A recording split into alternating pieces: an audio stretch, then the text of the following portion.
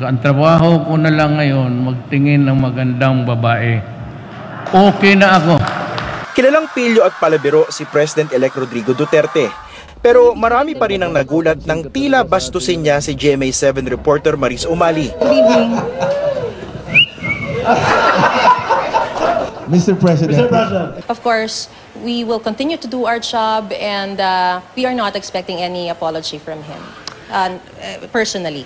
Malayo ang tingin.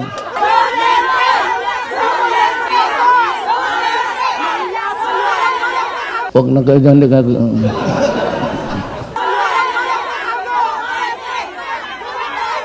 Malayo ang tingin. Hindi lang ninyo alam, luka-luka, kasi mga pangit kayo.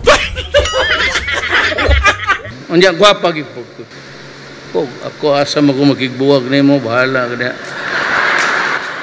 Kapyot yung ko si mong pante, bahala mabugto ng garter niya. Mamatay ako pag walang babae, sa totoo lang. Huwag kang mag-amin-amin dyan. Halika dito. I-style ko yan eh.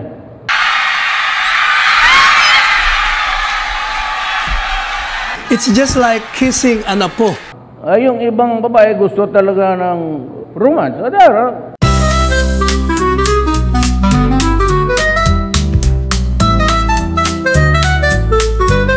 I-style ko yan eh.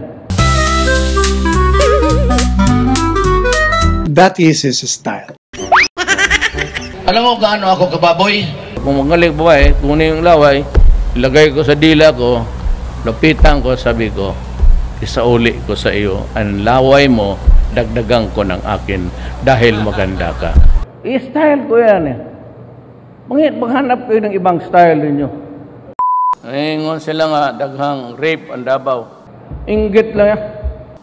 Basta daghang kwapa, daghang rape, yun na. Pero yung gabi na yon, sabi na ni-rape nila yung lahat ng babae. Paglabas, binalot, tinigdan ko yung muka. Na parang parang artista sa Amerika na maganda. Nakasayang nito.